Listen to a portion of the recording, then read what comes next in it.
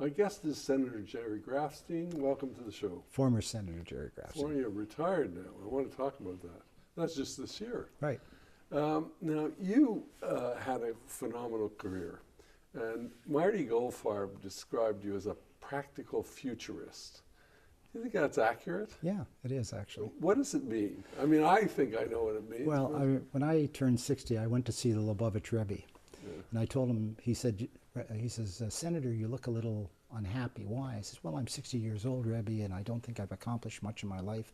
He got very upset. He slammed his desk and he said, old age is a corruption.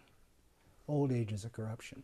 He says, how old was Moshe Rabbeinu when he started his first career? So I said, Moshe Rabbeinu, 40 years, 120 years, minus 40, 80 years old. He says, correct.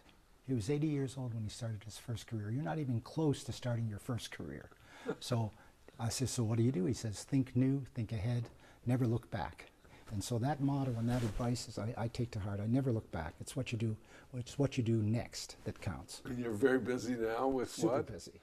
Well, I'm organizing an event at Mars Innovation Summit, bringing together Israelis, Americans, and Canadians to create jobs in the knowledge economy. I'm working on a number of startup companies. I'm involved in a couple feature films I've been wanting to do for years. And I'm trying to practice law and make a living. You still practice law? Still practice law. Because you've been involved in so many different fields, Right. Communications, you get involved. Let me just talk. 37 startup companies in the communications field. Canada, the United States, Chum Europe. and City Well, TV. no, City TV, multilingual television, CKO didn't do too well. I started companies in California, in Brazil. I still have a little company in Bolivia, believe it or not. In England, I started one in France, didn't go so well. 37 startup companies around the world. But one of the things, partly is not so keen on business, but one of the things I think you did that I thought was most important, but probably people don't know about, just when you retired from the Senate, you raised the issue of Baha'is. I think that was the last thing you did as a senator. Right. And I felt so proud of you doing that because of my own interest in what the Iranians did with Baha'is. Yeah. How do you, I mean, you're spread all over. No, I'm not. Actually, I'm quite focused. The interesting story of the Middle East is that while we complain, as we properly should, that the governments of the Middle East are anti-Semitic and Jews have had a very rough time, and it isn't the new anti-Semitism. It's just an industrialized version of an anti-Semitism. I don't believe there's new anti-Semitism. I think there's industrialized old anti-Semitism. And if you take a look at anti-Semitism in the Middle East countries, it's very bad against the Jews, but Christians are persecuted. Baha'i are persecuted. And the problem is that we have to show common cause with those groups, which we haven't done very well, to show it isn't just Jews that are being badly treated in the Middle East, it's those other religions, the ideas of religions that believe in the cult of life as opposed to the cult of death. And to my mind, this is a very important issue for us. So certainly the Baha'i or human rights wherever exists, that's always been part of the Jewish agenda. You can't be a Jew without supporting human rights. The two go together. And the first human right you have to support is Jewish human rights. Now, let me go to another kind of, because I don't disagree with that. I wanted to bring that out about you, because people don't know that part of it. They see you as the wheeler dealer of the Liberal Party and all that, or less your reputation anyway, what they know of it. And I'm more interested in the NGO work, because you did a lot with concerts for raising money for tsunamis, and what is the proudest one of those that you did? Well, first of all, overseas, I was the leader of the Liberal Party at the OSCE, believe it or not, leader of the Liberal Party at the OSCE, and I was the #2 officer for years, and that was an unbelievable forum. 56 countries come together a number of times a year, from Russia to Canada, dedicated to democratic development and human rights. And I and some Americans and some Germans raised the issue of anti-Semitism, and we passed resolution after resolution condemning anti-Semitism, and it was that resolution that was used by the United Nations for the first time to have a half-a-day conference on anti-Semitism. So anti-Semitism is all over the world, and the question is you can't just do it here, you have to really spread your wings, and that vehicle was a terrific positive, which I'm still engaged with actually, to promote discrimination against anybody, but essentially against Jews and now Christians and the Baha'is and others. Yeah, well, I think of the Christians from But, Iraq. but the thing that I guess I'm in the Guinness Book of Records. Now, how did I get in the Guinness? How did a little Jewish guy, a lawyer from London, Ontario, make it in the big city and get into the Guinness Book of Records? Well, several years ago, we had a crisis in Toronto, and it was a SARS crisis, and Oh, that's right. You led that. the city campaign. closed down. Yeah. And the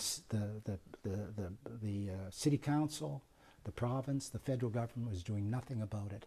And a union of workers came to me, and there were 95,000 workers that were really workers that cleaned buildings, hotel workers and stuff like that, lower end of the spectrum, and 45,000 of them were out of work. And nobody was doing anything about it. So they came to me, they said, Senator, you got to help us. And so I sent them up to see my friend Dennis Mills, who was a great protege of mine, a terrific personality. He was a member of Parliament. And Dennis, he says, Jerry, we got to do something about this. So we decided that we would do something about this. And we called Michael, he called Michael Cole. We got Michael Cole to bring the Stones here. And then we created the largest ticketed band concert in world history. Guinness Book of Records, 500,000 people. And everybody said we couldn't do it, and we did it in 8 weeks. And that turned the city around. We did an internet show. We got 68 million hits on the internet show that I produced during that period of time, all with a view to spread the word that Toronto was a safe and sound place. Those people got back to work, the city got back on track, and we just cut the SARS crisis in half. But that happened because of the workers of the city. That's why we did it. Nobody else was doing anything about it. Well, but it took your leadership. And Well, that. yeah, I mean, of course, you of have course. these organizational Yeah, skills. I'm good at doing stuff an like that. organizer. Yeah. And I mean, I think because you did many of these. Well, I did. Another example is the largest invasion of Canadians to the United States since the War of 1812. The history of that is very simple. I was up in Ottawa, and Mr. Crutchen, for some reason, didn't want to go to 9/11. Didn't want to go to 9/11. And I came home and kept complaining to my wife, and my wife said, she said, look, stop complaining, go and do something about it. So I organized a little group in our basement to take maybe 1,000 people to New York. And by the time it finished in 6 weeks, and this was in response to Giuliani's request, if you want to help New York, come to New York and spend a weekend. So we thought we'd get about 1,000 people to show up in New York, and they would go and spend a weekend there. We ended up getting 30,000 people from around Canada. 30,000 at the Roseland Ballroom. It only would seat 3,500. And I had a problem walking up and down the streets of 52nd Street, right up to 60th Street. George Cohen was with me, a whole raft of people, just begging people not to get upset because we only had room for 3,500. We thought we were going to get 2,000. 30,000 people showed up. So we closed down 52nd Street in the morning. We got some screens out, but we still had 15,000 that came from across Canada and didn't have a place. But nobody said a word. They said, Senator, don't worry about it. We're just happy to be here. So that was a good charge. That was a charge for me. Is that how you became an honorary New York fireman? As a result of that, I became an honorary fireman of the New York Fire Department. And later on, having nothing to do with that, I became an honorary commandant of the U.S. Marine Corps. So if anybody messes around with me in Canada, hoorah, they will come to my rescue. That was the threat, of course, of how I conduct this interview. That's right. Don't mess around with me, Howard. You're a nice guy, but remember, I got the U.S. Marine Corps on my side. Yeah, but I have lots of And I'm also an honorary Duke, if you can believe it, of Friuli. Yeah, tell me about that. Well, I have a lot of friends in Toronto, and most of my friends happen to come from Friuli, which is in the north. I say to them, they're not really Italians, they're really Austrians or Slovaks, because they're big and tall. It's the De Gasperis, the Bratties, the Desautos, the They're all Zentials. from Friuli? They're all from Friuli. I didn't know that. So most of my buddies are from that area. And because of my connection with them, and I established a little thing at York University. I found a great book, and I donated it and tried to get a center of Italian studies going there. And for all those things, they made me the Ducata di Friuli. I'm a Duke. So well, Howard, don't mess around with me. Well, Ducata di Friuli.